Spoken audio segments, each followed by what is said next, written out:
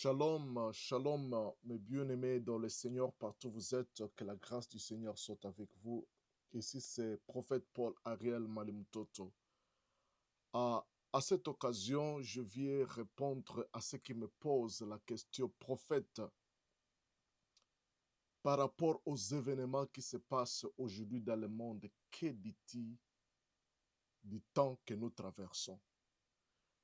Prophétiquement, nous sommes à quel moment? Oui, c'est vraiment une bonne question à poser aux prophètes de la parole, aux prophètes du ministère. Parce que, souvenez-vous même, au temps d'Ésaïe, on avait posé la question, prophète, prophète, que dit-il de la nuit? Et le prophète dit, le matin arrive et la nuit aussi. C'est-à-dire, le prophète doit avoir la capacité de discerner le temps, de discerner les choses qui se passent dans ce monde. Bien-aimés dans le Seigneur, il y a la guerre en Iran actuellement. Oui, premièrement, je vais dire que c'est l'accomplissement de l'une des prophéties de Jésus-Christ où la Bible déclare qu'il y aura des guerres et des bruits de guerre. Il y a des guerres partout dans le monde. Et maintenant, pourquoi la guerre en Iran, au Moyen-Orient? Bien aimé, quand la guerre concerne le pays d'Israël ou le peuple juif, nous devons tirer beaucoup d'attention, car Israël, c'est la boussole prophétique. Israël, c'est l'horloge prophétique. Si vous voulez savoir à quel temps nous sommes, regardez ce qui se passe en Israël. Alors les gens se demandent, la guerre en Iran, pourquoi seulement Iran? Pourquoi en ce moment Iran? Bien-aimés dans le Seigneur, la guerre d'Iran, c'est une guerre qui remonte de bien longtemps. C'est que CNN et tous les médias du monde ne peuvent pas vous le dire parce que ça les échappe. Ils sont des prophètes et les docteurs de la parole qui peuvent entrer dans la profondeur pour découvrir d'où a commencé le conflit entre Iran et Israël. Souvenez-vous, bien-aimés, laissez-moi rentrer dans le temps et dans l'espace pour vous montrer où ceci a commencé. Bien-aimés, ça commence beaucoup des années, même avant que la Perse puisse exister, qui est Iran aujourd'hui.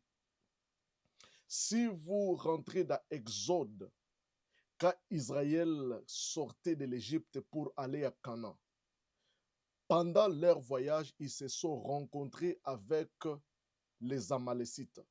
Et les Amalécites les ont résistés. C'était la première guerre ou le premier combat que Israël a engagé avec une autre nation. La Bible dit qu'il y a guerre entre Israël et les Amalécites.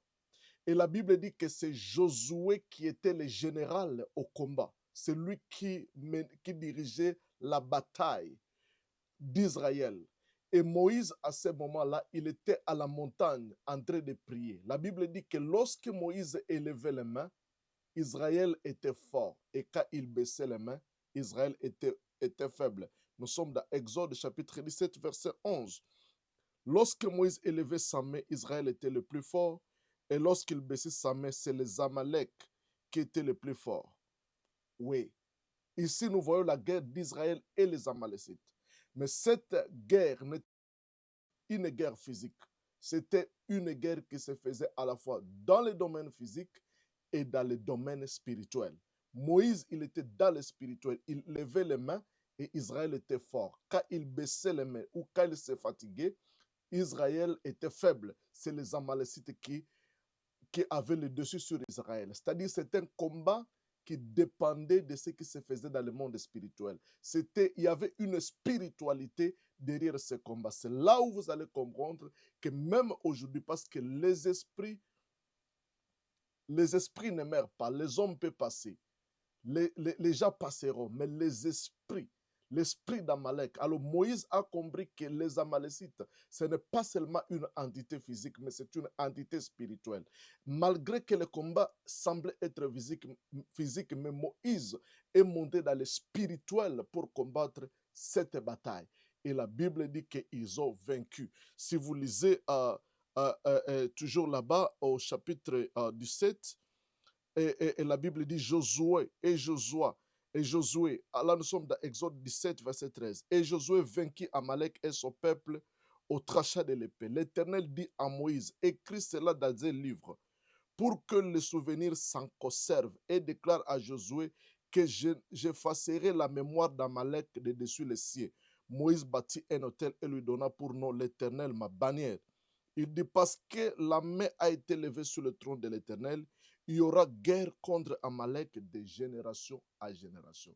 Il y aura guerre de l'Éternel entre Amalek de génération à génération. C'est-à-dire le combat des Amalécites avec l'Éternel. Cela, ce sera pour de génération à génération. Cela doit être écrit dans un livre.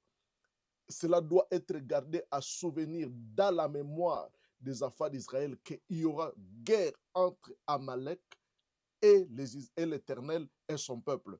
Et la Bible dit, Dieu dit ceci, j'effacerai les Amalécites à la face de la terre. Quand ils ont gagné cette bataille, Israël a continué son chemin, ils sont arrivés à Canaan, la vie a continué, jusqu'à ce qu'encore Amalek apparaisse encore, les Amalécites. C'était au temps du roi Saïl. Et la Bible dit qu'au temps de Saïl, il y avait la guerre entre Israël et les Amalécites. Et Dieu, par le prophète Samuel, a dit à Saül d'aller et de massacrer, de dévouer par interdit tout Amalek, les hommes et les bétails devaient être effacés à la carte. Là où les gens disent non, voilà, tout ça, ça ne cadre pas avec les enseignements de Jésus, mais voilà, mais Dieu lui-même est celui qui avait dit que Amalek et son peuple doivent effacer à la carte. Et il a envoyé son prophète pour qu'il achève avec les Amalécites. Et la Bible dit que Saül est allé pour aller dévouer par interdit ou détruire, massacrer tous les animaux et les hommes des Amalécites. Mais quand il est arrivé là-bas, Saül a fait quelque chose qui a coûté même sa royauté. Au lieu de tout tuer et tout massacrer, il a tué, mais il a pris le roi des Amalécites qui s'appelait Agag. Retenez ce nom, Agag. Il a pris Agag et il l'a épargné. Il est venu et quand il est arrivé chez Samuel, Samuel a dit ceci. Pourquoi tu es venu? Dieu ne t'a pas dit que tu dois tuer tout le monde. Et là où la Bible dit, l'obéissance vaut mieux que le sacrifice. Et voilà que Dieu était en colère parce qu'il a épargné Agag. Et Agag fut tué par Samuel lui-même. L'histoire a fini là-bas. Mais cette histoire, l'esprit des Amalécites a continué à fonctionner parce que c'est une guerre de génération. Alors plus tard encore, des années et des années, Israël fut déporté dans le pays de Babylone. Babylone a régné pendant un temps. Après Babylone, il y a eu un autre royaume qui est venu, qu'on appelle le royaume de Perse. Et ce royaume est venu avec Assuérus le Grand. Et ce royaume, aujourd'hui, l'endroit où se trouvait ce royaume, c'est à Elam. Elam, c'est Iran aujourd'hui. La Perse, c'est Iran. Iran s'appelait Perse avant 1935. C'est en 1935 qu'ils ont dénommé Iran, non, Perse, Iran. Et le royaume perse était un royaume qui dominait plusieurs entités, jusqu'à même en Afrique, jusqu'en Inde et même en Éthiopie, vers chez moi là-bas en Afrique. Alors, bien-aimés dans le Seigneur, quand quand le royaume de Perse est venu, Israël était là. Là, nous voyons l'histoire du livre d'Esther. Et dans le livre d'Esther, il s'est passé quelque chose. Pendant que Israël était dans le pays d'Égypte, de Perse ou Iran, la Bible dit à Esther chapitre 3 verset 1, après ces choses, le roi Assyris, c'est-à-dire le roi de Perse ou d'Iran, fit monter au pouvoir Aman, fils de Hamadata, l'Agagite. C'était un fils du roi Agag. Il était de la génération d'Agag. Je ne sais pas ce qui s'est passé quand Samuel a tué Agag. Peut-être sa famille s'était dispersée et ils sont allés se retrouver dans la région d'Iran, qui était la Perse antique. Et là, ils sont devenus une tribu, un peuple, et c'était, on les appelait les Agagites. Alors, les enfants d'Agag, c'est-à-dire de la famille d'Agag qui fut épargnée par Saïl, bien-aimé dans le Seigneur, il fut élevé à dignité par le roi Assuris. Et Aman, vous savez l'histoire d'Aman, Aman, il avait décidé de massacrer le peuple juif dans le pays d'Assuris, qui était la Perse, l'Iran aujourd'hui. Il a voulu éraser et détruire et effacer à la carte les enfants d'Israël. Mais Dieu n'avait pas permis. Au lieu que ce soit le peuple d'Israël qui fut massacré, c'est lui et sa famille qui fut détruits. Dieu n'a pas occasionné la chute d'Israël par la main du fils d'Agag. C'est là que nous voyons que encore l'Amalécite, l'Agagite, s'est retrouvé à Iran pour faire du mal à Israël. Après des années encore, nous avons vu que les Grecs sont venus, l'Empire de Rome est venu, et Iran était là, la Perse était là, affaiblie, divisée. Et aujourd'hui, maintenant, nous avons vu encore la montée d'Iran, de la Perse. Et la Perse, en 1979 ou 1979, il y a eu les musulmans qui ont pris le millier et ils ont radicalisé. Et dans leur radicalisme, il y a eu un guide. Il y a eu d'abord un président et après quoi il est devenu guide. Ali Khemei, celui qui a été tué en février cette année, il y a une semaine. Bien aimé, cet homme-là, ils ont commencé à se radicaliser pour faire encore du mal aux Juifs. C'est l'esprit d'Amalek qui agit dans cette région, le fils d'Agag qui agit dans cette région pour faire du mal aux enfants d'Israël. Là, nous voyons ce guide suprême d'Iran qui fut tué par Israël et ses alliés, les États-Unis. Bien-aimé dans le Seigneur, cet homme-là était l'homme qui disait mort à Israël et mort en Amérique.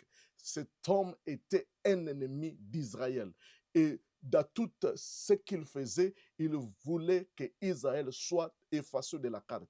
Il était en train de développer le nucléaire pour faire du mal aux Israélites, pour détruire les Juifs, pour effacer et éraser et dévouer par interdit l'esprit même là qui avait résisté les enfants d'Israël quand ils quittaient l'Égypte, l'esprit-là qui voulait tuer les enfants d'Israël quand ils étaient à Perse au temps d'Esther, ce même esprit a agi dans cet homme, mais le Dieu d'Israël a suscité les États-Unis. Et aujourd'hui, Israël qui est devenu puissant, ils ont arrivé à détruire cet homme qui voulait faire du mal aux Juifs. Mais retenez une chose prophétique. Pourquoi les dates comptent? Retenez une chose. Au temps de Aman, si nous rentrons dans le livre d'Esther, quand Aman voulait faire du mal aux enfants d'Israël, Dieu a changé le plan que Aman avait contre les enfants d'Israël. C'est Aman qui fut pendu et sa famille. Et Israël fut sauvé. Et quand Israël fut sauvé, ils ont instauré une fête qui ne figurait pas parmi les 7 fêtes d'Israël. Et cette fête-là, on l'appelle la fête de Purim. Et cette fête de Purim, c'était une fête qui se faisait à l'occasion des souvenirs de ce que Dieu avait sauvé Israël de la main du méchant Aman au niveau des Perses à Iran aujourd'hui. Alors la fête de Purim se célèbre de génération à génération jusqu'à aujourd'hui. Moi, je vis dans un endroit, dans une ville où il y a la grande majorité des Juifs. À quelques kilomètres d'ici même, à quelques kilomètres, je ne sais pas, ça peut être 1 kilomètre, 3 minutes seulement de voiture, il y a beaucoup de synagogues et les quartiers juifs qu'on appelle Beechwood, East Cleveland, et même des endroits là. il y a beaucoup de Juifs, ils célèbrent chaque année la fête de Purim. Et la fête de Purim se fête au mois de mars, le 2 mars jusqu'à vers le 5 mars. Alors, pendant que ces Juifs étaient en train de préparer la Purim, cette fête de Purim, c'était le 28 février, le sabbat de préparation de Purim. Ce sabbat-là, le 28 février 2026, Israël a frappé fort. Israël a frappé accompagné des États-Unis et le méchant, parce que le méchant Aman est mort avant la fête de Purim, et de même l'homme ici, le guide iranien, qui était l'incarnation ou le renouveau à Aman, qui voulait faire le mal aux affaires d'Israël, fit tuer un jour avant la fête de Purim. C'était prophétique. Et au sabbat, avant la fête de Purim, il y a des prières qui se font chez les Juifs. Et les prières, c'est Seigneur, Amalek, c'est notre ennemi, mais tu l'as vaincu. Seigneur, Aman, notre ennemi, fut vaincu. Seigneur, tous les Aman qui se lèvent aujourd'hui, ils sont vaincus. Il y a des prières qui se font dans chaque synagogue partout au monde pendant le sabbat avant la Purim, parce que la Purim ne tombe pas le jour du sabbat, la fête de Purim. Alors, bien-aimés dans le Seigneur, souvenez-vous que ce qui s'est passé ici, c'est à la fois prophétique, c'est à la fois les choses c'est la guerre des générations. C'est-à-dire cette guerre, ça remonte de très loin et ça n'a pas encore fini. Ça va finir pour un temps parce qu'il y a aussi la prophétie. Mais avant que je n'y arrive, avant que je n'arrive là-bas, il y a une prophétie. Il y a quelque chose que vous devez retenir avant que je vais à la prophétie. Vous devez retenir que même la prière de Daniel qui fut bloquée pendant 21 jours, cette prière, il le faisait à Perse, à Iran. Et la Bible dit qu'il y avait les princes de Perse qui résistaient à la prière de Daniel. Et ce prince de Perse, c'est un esprit qui contrôle la région d'Iran, qui contrôle la région là. Cette région-là est contrôlée par un esprit qu'on appelle le prince de Perse. Aujourd'hui, ça peut être le prince d'Iran. C'est un esprit, c'est une principauté, une principauté qui se lève et qui a comme objectif détruire les Juifs. La prière que Daniel faisait, c'était à faveur de son peuple, mais lui a résisté. Cet esprit a résisté à la prière de Daniel pour que cela ne puisse pas s'accomplir. C'était la prière en faveur des Juifs. Cet esprit de Perse ou d'Iran est toujours là. Il s'élèvera, il élèvera, il entrera dans les gens pour qu'il fasse du mal aux enfants d'Israël. Et cette guerre-là, au temps de Daniel, s'était fait dans les airs. La Bible dit que Michael est venu et il a combattu les princes de Perse et il a terrassé pour que Gabriel puisse aller continuer son chemin et amener l'exaucement à Moïse. Cet esprit-là de Perse, aujourd'hui, est entré dans les guides iraniens et dans tous ceux qui sont en train de faire le combat aujourd'hui contre Israël et contre les États-Unis. Ce même esprit-là est là pour détruire les enfants d'Israël. Mais bien aimé, au temps de Daniel, dans les heures, c'était dans les heures, ce combat s'est fait dans les heures. Souvenez-vous, même ce combat qui est en train de se faire, ce n'est pas un combat, le combat qui s'est engagé le 28 février 2026, il n'y a pas de soldats sur terre. C'est un combat qui se fait dans les airs. Ce sont des missiles, envoyer des missiles antimissiles, missiles antimissiles, missiles antimissiles. Il n'y a pas de soldats à la terre. C'est un combat qui se fait dans le monde, dans l'entité supérieure, donc dans les airs. Cela est tellement prophétique. Cela est tellement prophétique. Aujourd'hui, Dieu n'a pas envoyé Ange Gabriel, mais il a envoyé les États-Unis pour secourir les enfants d'Israël, pour secourir la nation juive. Et la Bible dit maintenant, laissez-moi aller à la prophétie. Si vous lisez dans Jérémie chapitre 49, on nous parle de la prophétie de l'âme. 49. C'est vraiment verset 35. La Bible dit, verset 34, la parole de l'Éternel fut adressée à Jérémie le prophète sur Elam. Elam se trouve dans la région d'Iran actuellement. Au commencement du règne de Sadacier, roi de Juda en ce mot. Ainsi parle l'Éternel des armées. Voici, je vais briser l'arc de l'âme. Et l'âme a des arcs, des lacets. L'arc, ce n'est pas, ce n'est pas, ce n'est pas, ce n'est pas la lace, c'est un lacet d'armes.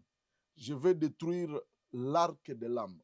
Les États-Unis ont détruit les lacets d'armes d'Iran. C'est ce qui est en train de s'accomplir. Je vais détruire l'arc de l'Iran. Vous avez attendu que le ship ou le porte-avions, le porte-armes de l'Iran fit couler. On a détruit la plupart de leurs porte-armes, c'est-à-dire leurs lacets d'armes.